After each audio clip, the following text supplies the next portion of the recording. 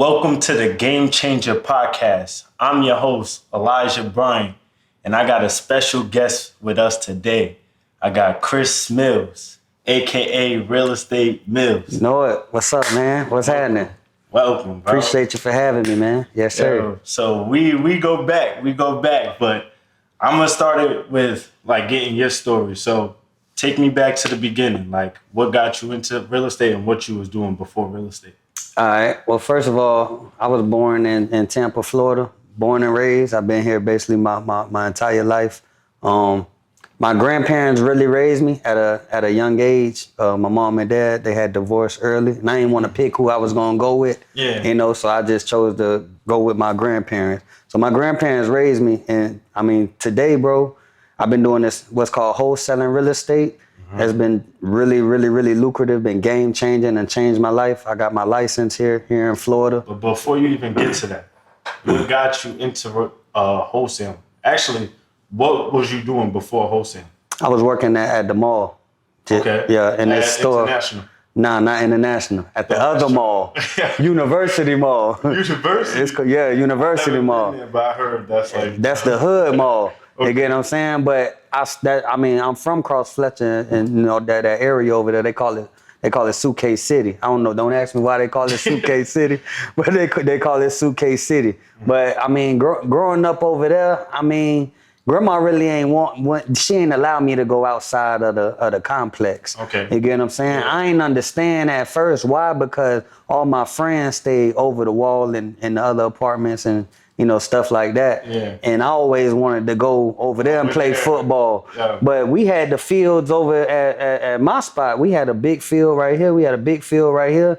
And then my grandma had got me a basketball goal. So all my friends, they knew she was strict. Miss Mary ain't play. Miss Mary. Miss Mary, she don't play. Yeah, Miss Mary sound like my mom, because my mom was the same way. Growing up, I grew up in the building, so I'm seeing all my friends play outside. Yeah. And she would let me go outside, but within an hour and a half, you back upstairs. Yeah. You gotta read. Oh, so you already know. Yeah. Yeah, she ain't play. But my friends understood that, so they would come over and they'll play football at my spot and everything. So okay. I really like this staying with my grandma. I ain't want to pick sides on if I was gonna stay with moms, stay with pops. They both remarried and did their own thing.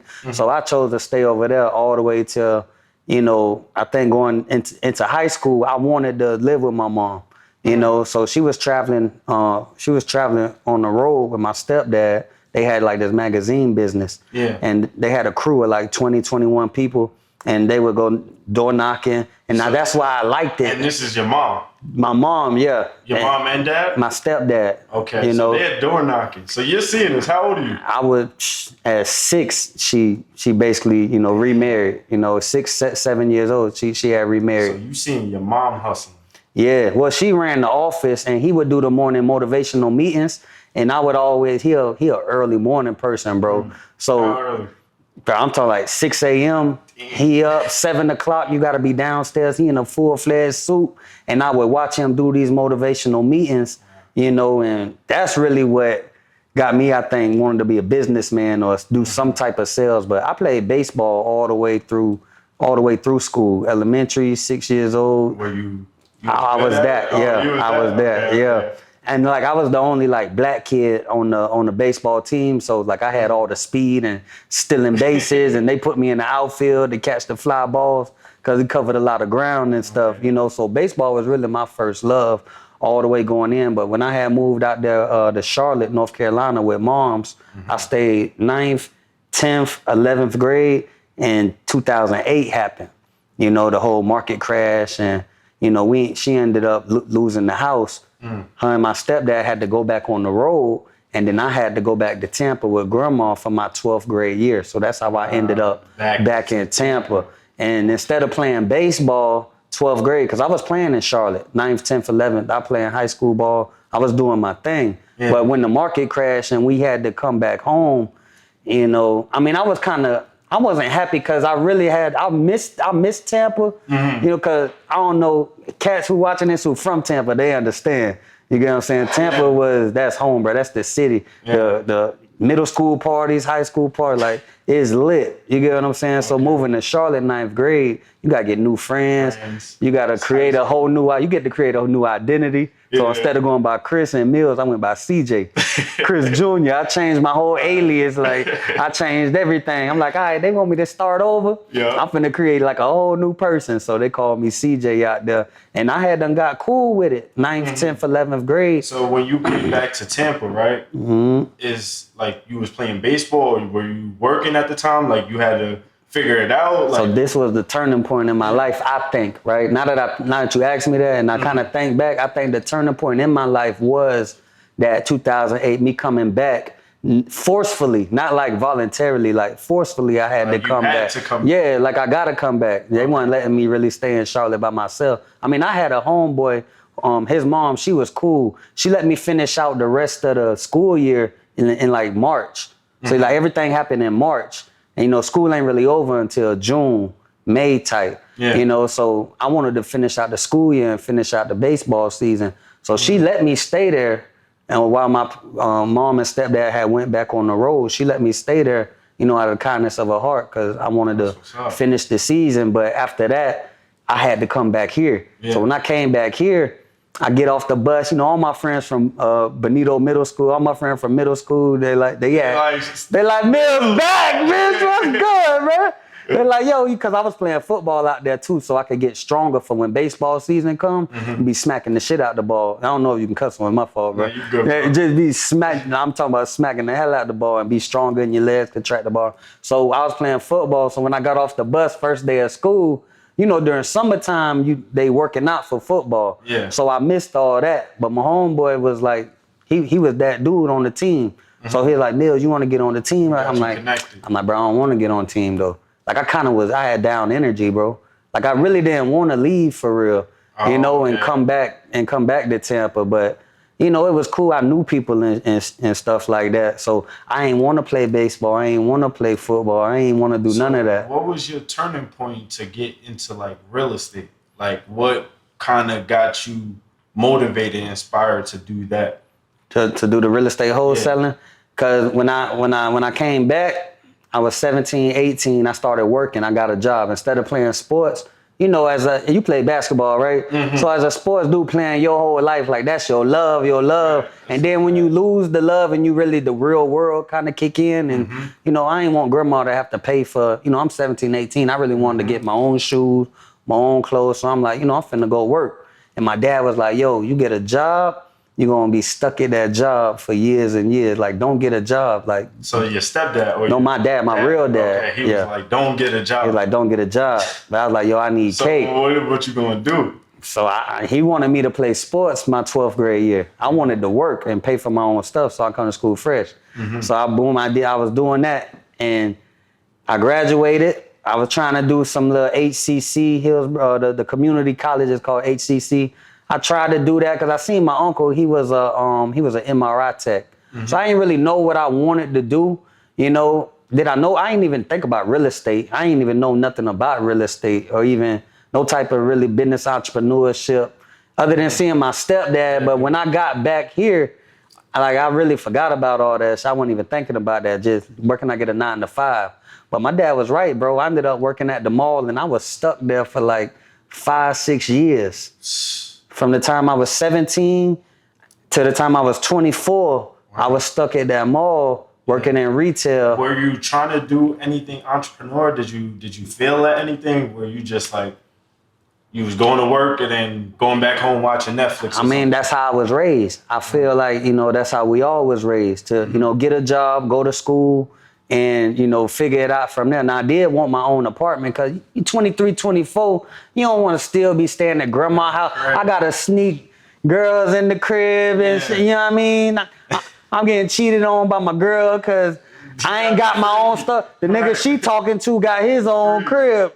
You get what I'm saying? So that's what had me start to look for something else. Okay. I'm like, life gotta be like better than this. Ain't no way, bro. I'm working 40, 50 hours at the mall, you know, helping everybody else get fresh for Friday, Saturday night. They in there, and during that time, bro, they had something called drop season. You know, where cats is really running the credit card scams. Cats running the dot card, what they call green dot card. It was a whole thing going on. So I'm working at the mall. Cats coming in there, bro. They coming in there. I'm talking about big boy chains on. Hood niggas that I know from school. Yeah. You get what I'm saying? I'm like, where can't get all that money from? You know what I mean? Woo, woo, woo. I'm busting my ass and just got enough to pay for, you know, my little car note, my insurance, my cell phone bill. So I started looking to see, like, what else is out there, like late. That's the same thing with me. Like, when I was watching movies like Paid in Full. Yeah. I'm seeing them, like, running bags. And visually, when you're watching something, you're mentally putting yourself in that position, yeah. So I'm watching the whole AZ story, like, yo, how can I actually put that into, like, my real life? Yeah. With what I'm doing and with what we're doing. Yeah. You know what I'm saying? So I had a mental breakdown, bro, at the job. So, like, we was talking before this, and I told you, I thought me being in Tampa was what was hindering me from, like, growing. So when I'm, like, 23, I'm looking like, you know, maybe I should move. So I was working at a spot called Jimmy Jazz. And this is in Tampa? This in Tampa. Okay. A spot called Jimmy Jazz. They from Harlem. Yeah, they're from Harlem. You know about Jimmy Jazz? Yeah, so I had start working at Jimmy Jazz, and I'm like, yo, maybe I should move to Atlanta because I was up late Googling how to make $1 million. And I was like, how to get rich. Like, I'm just Googling YouTube and shit, and I just keep seeing real estate. So every time you was on, like, Google, YouTube, I just keep seeing real estate. How to become a millionaire, saying real estate. It just keeps saying real estate. So I'm like, what's up with that real estate? Right. So my mom sent me a video, and this dude was talking about wholesaling. And wholesaling is really, like, you don't need no money to get into the game, and you can make $5,000 to $10,000. She seen it, like, randomly, or? She seen it randomly because she knew what I was going through. You know, she knew I knew, bro, I've been a smart kid. Like, I might have hung around some knuckleheads, but I was always a level-headed dude because grandma kept me intact. So I always had A's and B's. I might come up with some C's from being lazy. Yeah. But I was a smart dude. So I knew working at the mall, like, for 6 years, I knew I had something better to offer the world. Chris Mills had something better. I could be better. Like, grandma always like, yo, you gonna be president of the United States, woo, woo, woo. Like, saying crazy shit. No, just because she know, like, the potential. You need that, because the thing with my grandmother and my aunts, you know, they was telling me, like, one of my aunts, she used to sing the song, like, Elijah one, you're the only one. What are your hopes? What are your dreams? Like, I would hear that before I'm going to sleep at night. Yeah. So now when I'm doing things, it's like I'm still hearing that, and now it's starting to make sense with what I'm accomplishing.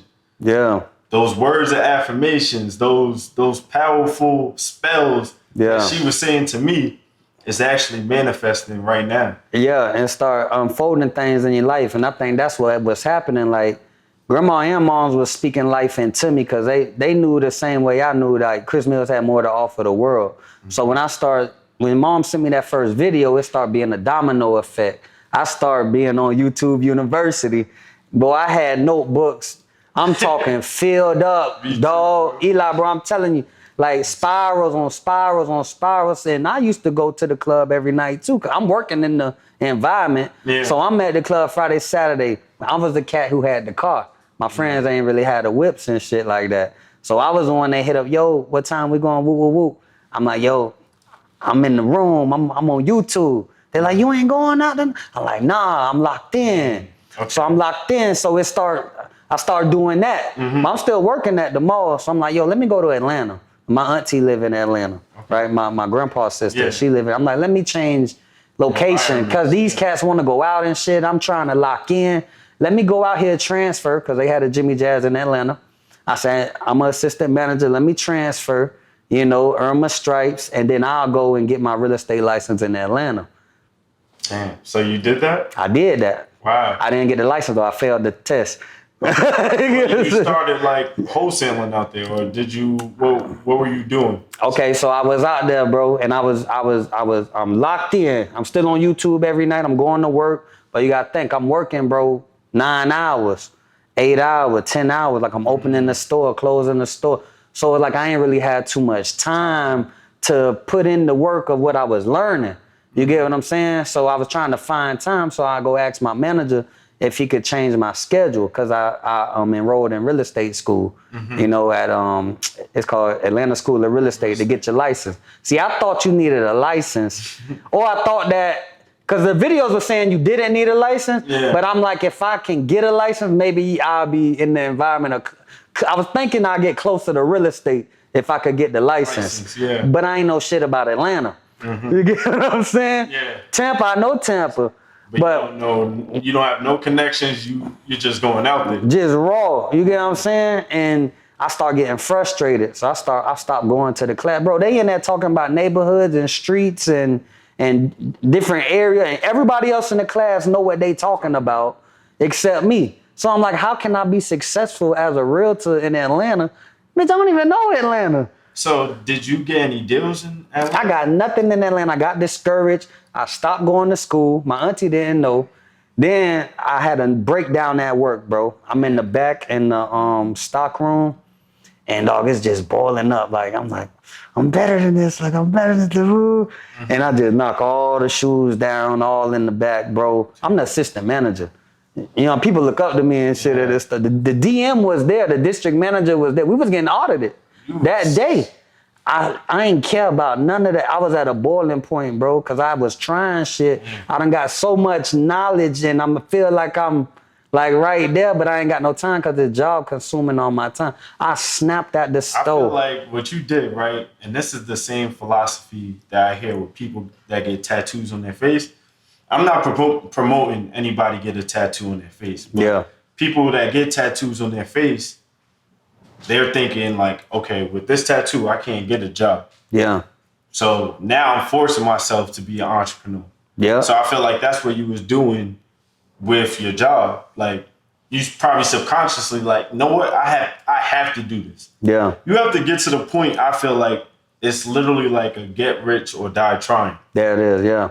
Where it's like, no matter what, I'm just going to keep going, or shit, I'm going to keep going. That's like, it. For real. So I left, bro. They blackballed me out of the company. I couldn't work at no more Jimmy Jazz's or affiliate companies. And I had already messed up my record getting in trouble young. So I really couldn't work in no other spots. Like, the clothing industry was the only job I really could get. So that tattoo analogy you said, it go hand in hand, because now I can't really get a regular job because my record messes me up. And then now I'm kind of blackballed from the retail industry because I'm known as a hothead. So now I start looking for a mentor in this real estate, because I keep hearing they make it look easy on YouTube. They do. It ain't, you can't just go do it. Yeah. So I start seeing you need a mentor. You need a mentor. So I started looking for a mentor, and I found one. You know what I mean? And I started following. I was going to like meetups and Eventbrite and going to like different real estate meetings, and I saw a Robert Kiyosaki meeting came up, and I had went out there, checked it out, and I was inspired. Yeah. So, you know, they do the pitch at the end. Yeah. So I was ready to sign up, but then when it came with the price, I'm like, I ain't got $30,000, $50,000, you know, $1,000 down. Like, I really ain't got it, bro. I don't got it, you know? So I started looking for a mentor. And now I'm getting frustrated with looking for a mentor, because every time I get inspired from one of the conferences or one of the webinars, they hit the upcharge at the end. And it's funny because now I'm the guy doing the upcharge. That's crazy, right? Right. But at the time, I didn't understand that shit, and I didn't have it. So I finally found a mentor, a reputable mentor who was a multimillionaire. He had over 100 doors, and he had what's called a one-stop shop. He had a real estate brokerage, a mortgage brokerage, a construction company, and a hard money lending company all in one building. Yeah. You get what I'm saying? And this dude, he located not too far from here, downtown Tampa, right? So I locked in with him, I found his seminar from a buddy of mine. He's like, yo, come to this seminar in Ybor City. It's Tuesday, 6 o'clock, come through. Dude teaching people real estate for free. I'm like, man, F that shit, bullshit. Ain't nobody teaching real estate for free, dog. I've been looking for mentors for months. You get what I'm saying? Going on a year now, you know, looking for this mentor. I'm like, fuck that shit. So when you locked in with him, did it change immediately? Immediately. I did my first year. Wait. So you saying it changed immediately? once you got that mentor. So what was it about him? Or what did he teach you? Or what did he inspire you to do that made that change? First of all, bro, on YouTube and going to these conferences, like you really don't have a relationship with that millionaire who teaching. You know what I mean? This dude was a millionaire who allowed people to access him freely. You get what I'm saying? Mm-hmm. He invites you into his building and he live in the building. You get what I'm saying? Like it's a big ass building. Yeah. He operate his business and he live in the building. It's like a fortress. It's a castle. It's a real deal, and it looked like a castle. Right. And he was inspired from a story, long story, whatever, about Don Quixote in Puerto Rico and they castle, and he wanted his own castle. So he built this castle to service other people. You get what I'm saying? And show people what he did in Tampa. Man made $15-20 million in Tampa and still going 30-35 years. So the thing about him was the accessibility to him, bro, and how transparent he was. And he'll let you go to the title company with him. He'll let you like be in the conference room when he analyzing deals. He the one who showed me how to get my first deal. Yeah, so how did he, like you said, it changed immediately. Like what did he do? Like what happened? Yeah, so basically he had a philosophy, right? And he was like, yo, people who have problems need solutions. And the biggest problem is housing. With somebody, if you losing your house, that's like the worst thing in the world that could possibly happen, right? Other than dying or divorce or some shit like that. You losing your house, like that's a big deal. That needs attention immediately, right? So he would pull lists from people who was losing their house. And he would say, yo, what zip code you stay in? I said, I stay in the 33612. He say, bet, I'm gonna pull a list. Go knock on these doors and set up an appointment. Come in the appointment and just be quiet. Just sit there and observe and listen. You know what I mean? So that's what I did, bro. And he didn't charge me money, but he charged me time. Yeah. You get what I'm saying? So it's one or the other, bro. If you want to learn something, like you got to give and sacrifice something. So that's exactly what I'm doing right now with members of the academy, right? I'm giving them the markets. I'm having them make the calls. Yeah. Now they're giving me the time, and then we working out a deal. It's a win-win for both of us. I'm giving you the knowledge, you putting in the action, and we both winning with a result. And that's what his philosophy was. Cool. Like you doing 30-year vet, multi-million-dollar philosophies, you don't even know, dude. But that's what his philosophy was. He was like, yo, if I show you how to find a deal, or I show you, I ain't gonna do it for you. Right. But if I show you how to do it and you got a fish on the line, I'll help you reel it in. So his thing was, you find it, I fund it, we split the profit. So I liked it, that shit. I'm like, oh, okay. And he real deal. Like, he the man. You get what I'm saying? So I was doing that, bro. And in 6 months, right, I had 10 deals in the pipeline. Pipeline is like, they under contract, but you ain't see no money from it yet. Yeah, you don't know if they gonna close or not. They got, every one of them got their own problems. I'm still brand new. I don't even know if what I'm doing is working or if I'm even like, if it's worth my time. What the hell is a pipeline? What if they don't close? Yeah. Like, I don't know. I'm brand new. But the thing about it was, in them 6 months, dog, I had 10 in the pipeline. 6 of them didn't close, but 4 did. And that 4, bro, like, I had that's life changing. It was game changing. Because now you're in the game, closed 4 deals, and now you got motion. Now I got motion. I want to say one thing, right? So when I was back in New York, right? This is before I closed deals. This is probably before New York. I'm back in Pennsylvania. I'm just getting my feet wet, getting something under contract, but not really closing. Yeah. So I'm seeing you. I don't know how I got connected with you, but through social media, Instagram. Now I'm following you. I'm seeing you post soul after soul after soul. And I'm like, yo, who is this dude? Like, literally was DMing you. I'm not sure if you remember that. I used to DM you, like, how can I even get connected with you, right? So I wasn't cold enough shit. Whether did I respond? You respond. But we'll talk about that too. It was just like super inspiring. So like now that I have my own page with my own deals, you actually inspired me to make that page. That's dope, with bro. the soul. That's dope. You know what I'm saying? That's dope. That's I dope. appreciate that. That's dope. And I mean, that's the stuff, bro, that really keep me going. Cause you know, you can get down. It's not always good and it's not always up in this business, bro. You know it being in the business this long, right? So when people say stuff like that, or like I got a DM the other day and dude was like, man, you so inspiring, bro. Like I want to get the way you at and shit. You know, we so caught up in where we want to be at. Yeah. We don't even remember where we came from. You know, sometimes, right? Like I reflect and I be like, damn, like God done blessed me, bro. You know, to be able to do crazy shit and have, and be able to live. You know what I mean? And it's trying not to get complacent, but finding my mentor, bro. He really taught me that hard work. Cause he wouldn't pay me. Like I'm working in the office for free voluntarily. It's like an internship kind of, if you think about it.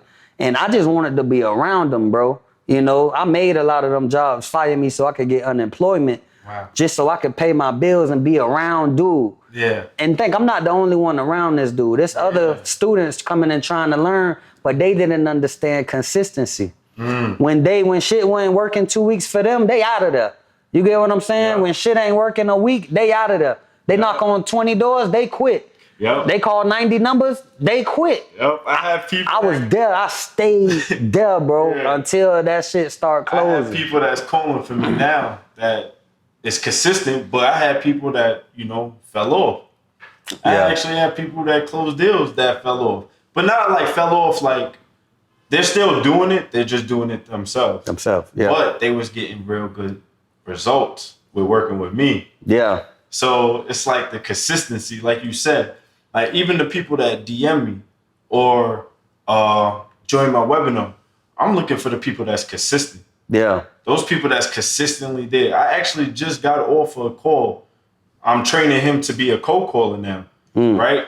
He goes to each one of my webinars, each one of my classes. He's working. He has kids. But I see his consistency. Yeah. Now he automatically has an opportunity. Yeah. You get what I'm saying? Yeah. So that's the same thing you was doing. Yeah. It makes sense now. Yeah. And I just wanted to wholesale, right? Because that's what I saw everybody else doing. That was the easy way to the bag. Yeah. So when I was wholesaling, my mentor, he didn't really like me to wholesale like every deal. He was showing me something called short sales, and I didn't really know what that was. He wanted me to do that stuff. And I found myself in a position where I actually needed a short sale. So for the viewers, because most of the people that know me or that view me, it's about flipping land. Yeah. And wholesaling land. Yeah. Explain to them what a short sale is. All right. So you wholesale land, I wholesale houses, right? Then I do what's called short sales. Short sales really was created when the whole market crash thing happened in 2008, 2009, where there was a bunch of bad notes out there, a bunch of bad mortgages. Okay. You get what I'm saying? And a lot of these mortgages failed. You get what I'm saying? So when you say bad mortgage, meaning people can't pay the mortgage off. Right. People were getting what's called adjustable rate mortgages, no doc loans, meaning that the lender wasn't verifying people's income that they could even afford the loan. So they'll get a $300K loan, but only have $300. They could. Honestly, or they could have $0. No way. Yeah, no way. Ask the vets in the game. You get what I'm saying? And my mentor, he was doing them loans. You get what I'm saying? Because that was the wave. It wasn't that he think he was doing something bad. It's like, okay, if you come to me and you want to buy a house and all your pay stubs and credentials and everything ain't together, like it was the wave, it was the norm to get you qualified. To figure it out. They was gonna get you was gonna get in that house. Damn. You was gonna get that 300, you was gonna get that 400. The thing about it is when you doing so many of those loans and then an economy goes bad and people get laid off and now people can't afford these loans, every third house was what's called upside down to where someone owes 300, but the property is now only worth 150. Someone owes 360, 375, 400, property only worth 225. So does that make their mortgage go up? Like the payments or? The adjustable rate would make the monthly payment go up. You get what I'm saying? So now instead of you having a $1,000 a month mortgage, now it's an $1,800 a month mortgage.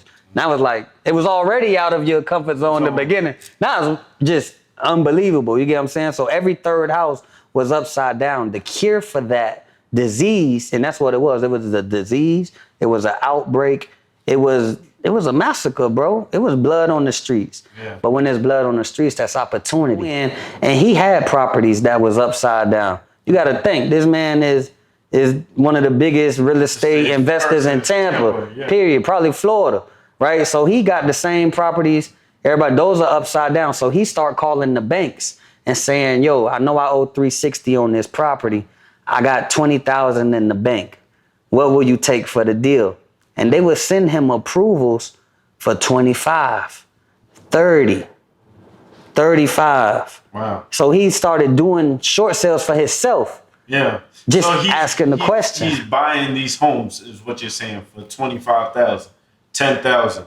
Or he's basically getting them back. Yeah, he getting them back. He's saving them. With that amount of money. He's just asking for like a settlement, basically. Yeah. Like I know, like you loan me 300. Look, bro, I ain't got 300, but I got 50,000. You want to take the 50 or just keep getting zero? Cause you know I can't pay you the 300. Yeah. Man, give me the 50. Or they'll be like, give me the 60. Just give me 65. That's short sale. So what do you like? Are you just going to these mortgage companies and doing that? Like, are you just bribing them? So what happened was when he found out it worked for him, he started going to the public and saying, yo, if you owe 300 on your house and it's only worth 100, just call your bank and ask them for a short. So people didn't know, that's bullshit, BS, whatever. So he's like, well, if you're not going to do it, let me do it. If you're going to let the house get foreclosed on, at least let me try. They like, do whatever you want, as long as it don't cost me no money. That's so much opportunity. So he'll go offer the banks crazy amounts. He was like just getting ridiculous with it. Because his philosophy was it's free to ask a question. Yeah. So he would go ask the bank to take $10,000 on the mortgage that's owed $300,000, 6 months behind. All they can say is yes or no. They say yes or no. And sometimes they'll say no, but give me 25 or give me 20. So this man is getting houses in Ybor City, Tampa Heights, areas where West Shore, South Tampa, where now today these houses are $400,000, $500,000, $600,000 houses. He was getting these houses for $20,000 and $30,000 all day long, no sweat, easy, no problem. Damn. When I saw that, I was inspired. Yeah. So my grandma was getting up there in age, my grandpa getting up there in age. He suddenly passed away.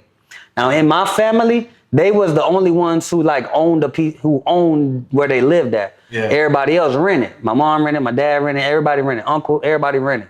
You get what I'm saying? Mm-hmm. So when he passed away, the mortgage stopped getting paid. You see where I'm going with this? Yeah. Grandma wasn't paying it. Nobody could take the payment. I started seeing the pre-foreclosure letters coming in the mail. Mm. Now, granted, I had only closed maybe a deal or two wholesaling, and it wasn't much, $3,000 here, $3,000 there. I mean, to me, that was crazy, right? Yeah. But it didn't last long. So I'm seeing we finna lose our house, bro. Me and grandma. And so I go to my mentor because I know this is expertise. Mm-hmm. I come back to grandma, she ain't having it. She like, he not finna touch my house. He not finna do this. What y'all talking about, basically, right? And so, with family, they don't really listen, bro. And, I'm trying to get across to her like, look, we owe 100. We could get it for 40, 30, 20. You don't know what this man can do for us. I seen that, grandma. Let me, so she wasn't with it, bro. But then she started getting sick. And, they ended up putting her in hospice and, she was winding down, bro. You get what I'm saying? So did you end up short selling that curve? Man, yes, I had to, right? Yeah. And it wasn't the fact that, I was trying to make money on the house or whatever. It's the fact that this is my family house, bro. Yeah. I caught the bus outside right there. You get what I'm saying? My whole elementary, middle school, moved, came back. I'm still right. Like, this is the biggest attachment I got. Like, my grandparents in that house. So dude was able to help me, right? When my grandma got sick, my uncle got power of attorney. He's like the responsible person in the family. Yeah. You got some knuckleheads and whatever but he was the responsible. So I said, man, I've been learning from this real estate dude. I know you power of attorney. You could probably get the house or whatever. He's like, man, I don't want nothing to do with that. Yeah. You get what I'm saying? He like Neff. He like Neff. If you, if you don't know really real estate, you really shy away from it. Yeah. And he got his own mortgage and his own kids, and they going to college.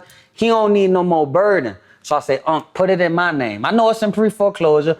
We could get foreclosed on, but put it in my name. I know what to do with it. He put it in my name. I went to my mentor.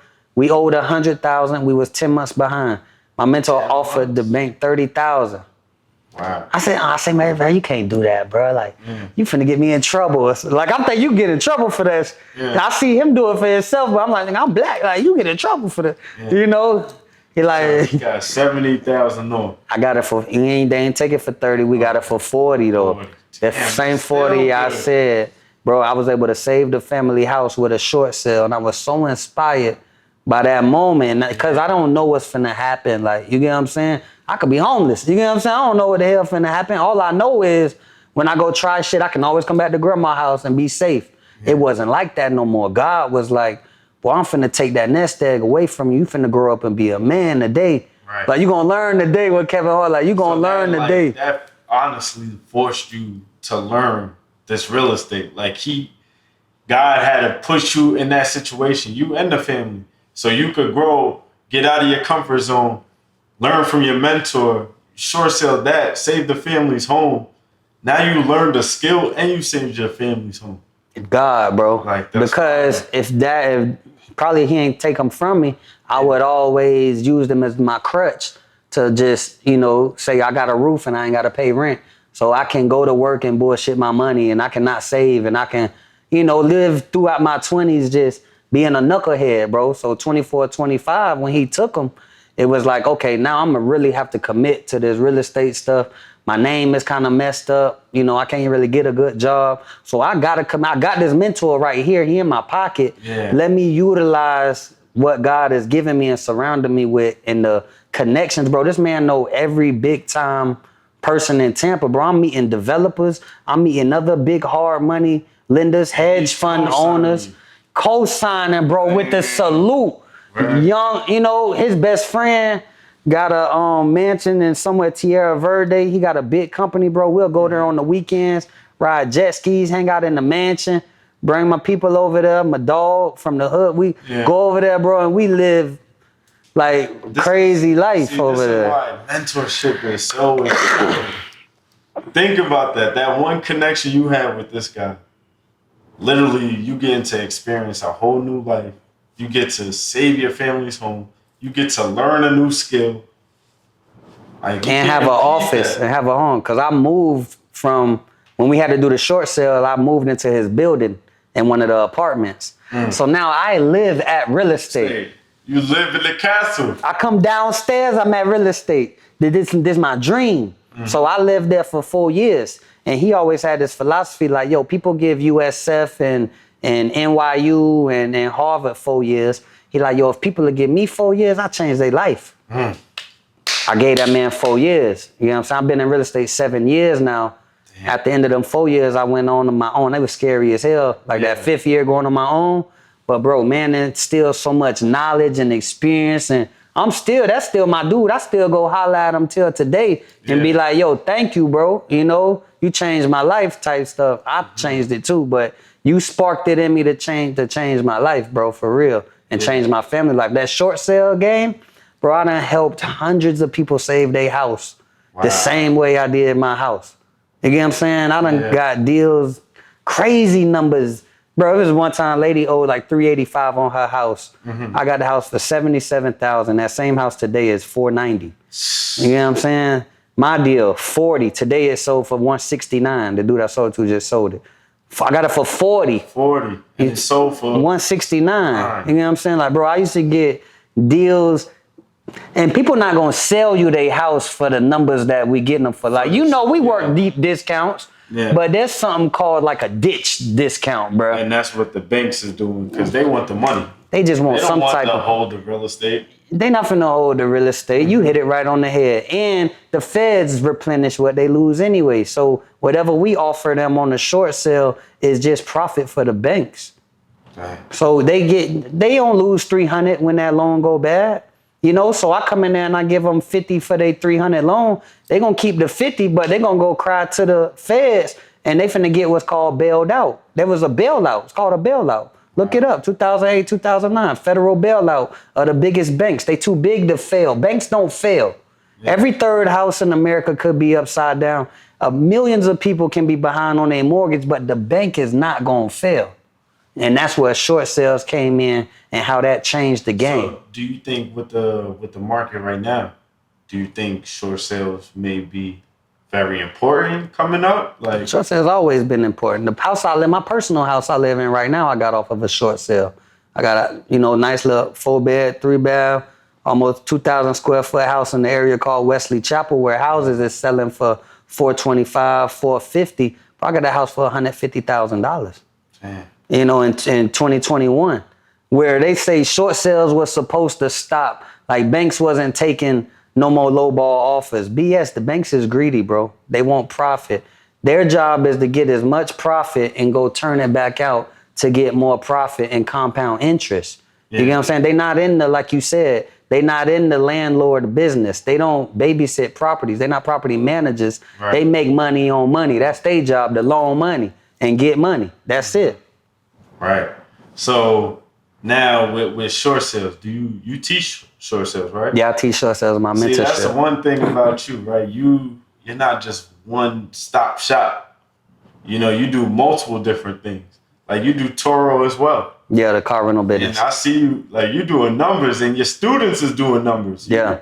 Like we could talk about that. Like what was your one student's name? What was his name? Oh man, you talk about Daryl? Yeah, the one that got the real estate deal and he's doing numbers with Toro. So one thing about this mentorship game, right? So I've been teaching mentorship and teaching people how to do real estate, since 2015, 16, right? When I started. When I did my first deal, even before I did my first deal, I was teaching people how to get just deals in the pipeline because that's all I was doing. You can only do what you teach. Right. I can't teach you how to close a deal because I ain't closed no deal, right? But at the time, I was getting deals under contract. Mm-hmm. So I could teach you how to get a deal under contract. Like teaching your homeboys, like. I was trying. They didn't want to listen. So I was teaching perfect strangers who would come to my mentor classes. He was like, yo, you doing your thing. You want to like teach some of the classes?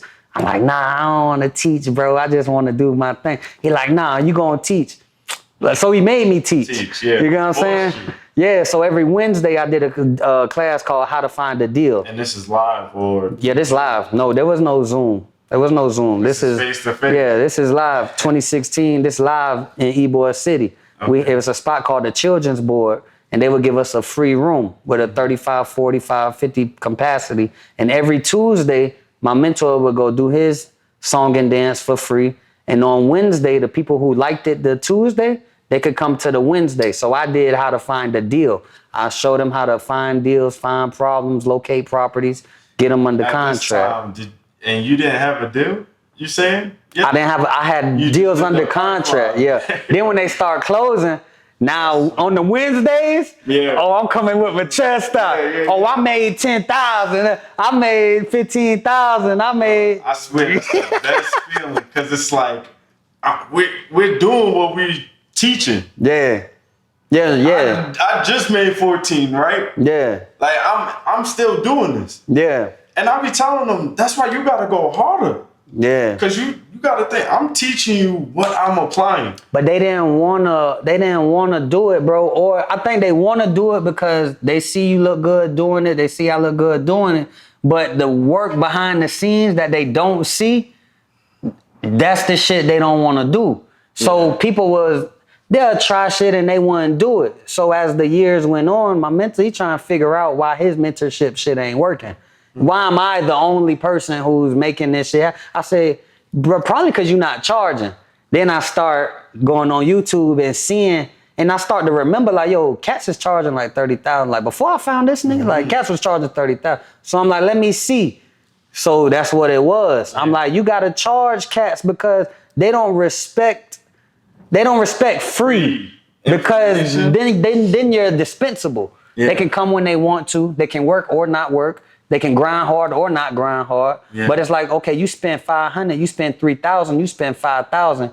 Who not finna show up? Right. Who ain't finna? Got to. Yeah, because got now you invested in it. Not just your time, but now your money invested in it. So your time, this a verse in the Bible that say that too, where a man's treasure is, so where his heart will follow. You get what I'm saying? So now where people put in their money, they put in their time. And that's what mentorship is. It's like, I'm not charging you for me, cuz. I'm charging you because you not finna do this shit unless you invest it. I don't know if that makes sense. Now, it makes perfect sense. Like, whenever I do get free information, I kind of go right past it. You know? Exactly. But when I actually put down some money, oh, now I'm prepared now. I'm gonna study. I'm college, right? Yeah. I know a lot of people bypass college, but those people that really have to pay that bag to go to that class, yeah, they in there. they in there. They in there. They in there. 300 people in there, they in there. No, stimulus or whatever it's called that you get from college. Yeah. That check. They have to pay that, so they in there getting that 4.0. Same thing I see with this mentorship. Like, you have to pay to play. And that's why I liked it about Daryl. Going back on Daryl, he was different from my other students, right? Because he was the last person that really paid my cheap price. Like, I didn't really learn about high ticket mentorship until maybe like 4 months ago. You get what I'm saying? Okay. So I was only charging cats like $350 to get my knowledge. So I charged Daryl $350, right? He just wanted the Turo game. You know, we got 9 cars. We rent them out on Turo and on private. You know, we profiting like $1,000 a car. We doing pretty decent with it. You get what I'm saying? So Daryl saw it. He was inspired. He wanted to pay for the mentorship. Boom. He went in. He started with his girl car. Got it rented. Now that car going. Now you need another one. So he got his credit right. He went and got like 3-4 economy cars, like I told him to, and they was doing really well on Turo. Daryl doubled back. He said, "Yo, how much for that wholesale mentorship?" I said, "Another $350." Hold on. So he seen how good the Toro was. Yeah. So he's like, nah, I got to get on this real estate because, it just makes sense. If he's teaching, he just taught me how to make money on this car game. Yeah. And I see him making money on the real estate side. Yeah. I got to tap in with him. So because a yes on real estate is like you get a yes on real estate, bro. You go get a 10K check. Yeah, we was talking about it earlier. Like, it start from anywhere 2 to 10 to 50. It could be crazy. So you're right. He doubled back. He like, yo, I put that same work in wholesale. Let's see what happened. Boom, this man get 2 deals under contract in the first 60 days. The first deal, my man profited $40,000. First deal ever. Second deal ever. $30,000. Back to back. Back to back. Haymakers. $70K in his own market too. North Carolina. He from Raleigh. I'm not Raleigh. I'm sorry. He got mad at me too about that too. Durham, North Carolina. So he from Durham. So he found a deal around the North Carolina market. First one 40, 30, $70K in 60 days. Wow. So he like, I say, Daryl, start promoting it. Woo. So he started promoting and people tapping in. He only charging them $350 because I charged him $350. I say, Daryl, I done learned some new shit. Don't charge them niggas $350, dog. Yo, see, that's what you be telling me when I told you my prices. Yeah. I'm giving these people. You be like, yo, you only charging that? Like. Teach his own though. But it makes sense because the results that you could get from that information, if you really apply it. That's the part, bro. Is way more than you can from a college.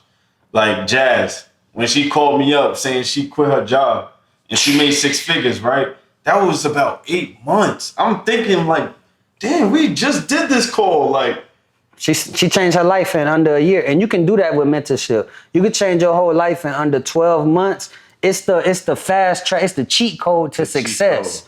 You get what I'm saying? And people don't want to pay the price for the cheat code, but why would you want to go through the ringer of hitting mistakes, banging your head? You know you're not promised tomorrow. You get what I'm saying? But you so arrogant that you think God gonna give you every day tomorrow and you can figure it out on the way and do it the cheap way.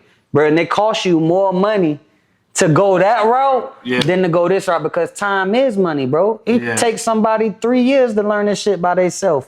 And to get results. That's how it was for me. Like, it took me 1 year and 5 months to get my first deal. But this is me just trying it myself, just getting courses but not fully taking it.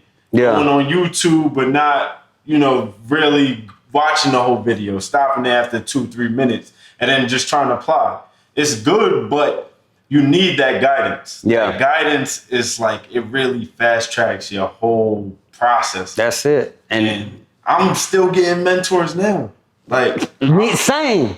I done even turned it up a notch to where it's like, yo, like, what's the ticket? I need that. I don't even be caring what the ticket is now, because I know what I'm going to do with the knowledge. Especially if I vet them out and I know they real deal, what it is. Bro, I paid $30K for a mentorship and made the money back in 3 months. Yeah. You get what I'm saying? Because I done vetted the person out. I know what I can do with the information, and I'm going to stay focused on that until I get my money back and I can turn a profit. I'm invested, and it's just natural. It's human nature, bro. If your money invested, you finna spend the time to go and finish it. If you invested enough. Somebody invested $100, $300, it may not move them. Once you get the 5, 1,000, that shit start to move you. Like, you gotta get a deal. Yeah, you gotta get a deal. It move you. It change your life. So Daryl, now he has a mentorship. It's on fire. He got over 20, 30 mentees. He charge a premium price.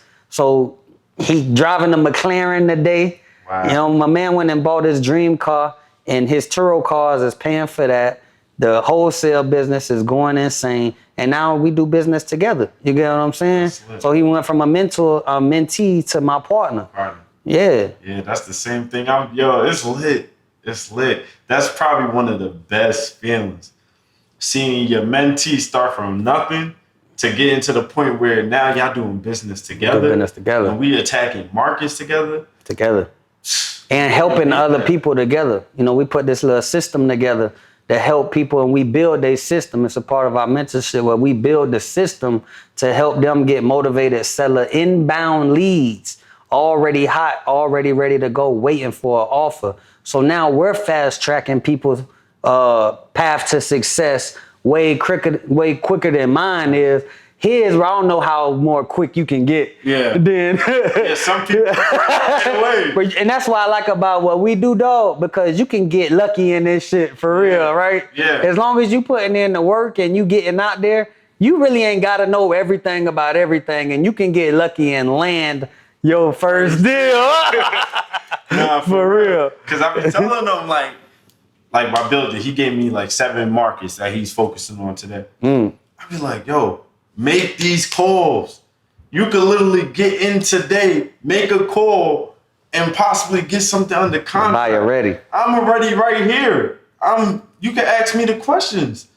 I'm giving you the markets. Because right now I'm making a lot of money with my JV students. I got about at least 25 in escrow from my JV students. Come on, bro. That's heavy. Come on, bro. It's lit, bro. And then they making money too. And then what I'm gonna do? I'm gonna have them on my podcast. Yeah. Now we have a connection. Yeah. Now I get to see you in person, and this is what I've been doing. And you're moving in purpose, bro. That's moving in purpose right there, right? When not only you being impacted by your works and your experiences, but now you able to impact others. The same way you gave me some kudos and said, yo, you inspired me to move to Tampa and do the real estate thing. The same way that now people looking at you like that. Where like, yo, this cat Eli, bro, like you the new cat, like where I heard Drake said on the interview, it's like you look for that moment that who's that moment. Like, look, who this? Let me show you. Dude is doing his TikToks. He really closed deals. He funny. He do his thing. Like, dude, trustworthy. He teach.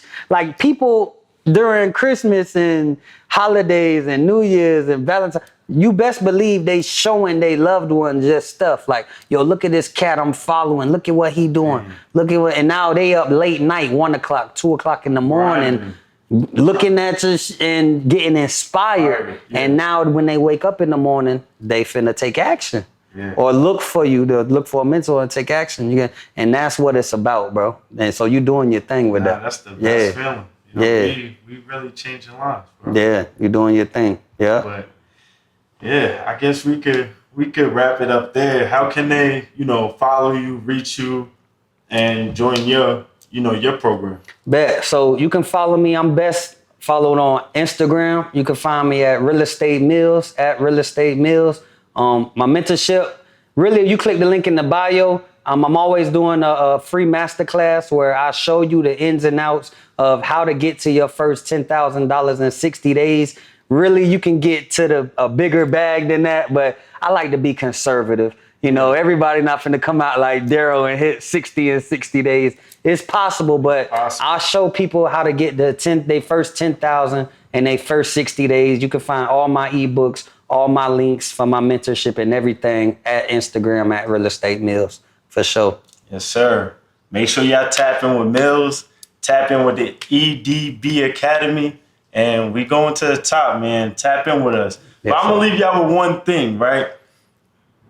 Especially I got from the 48 Laws of Power. Come on. It says, one thing that I really holds true with my heart is when you're approaching somebody, lead with value. And what I mean by that, and I'm going to give you an example, right?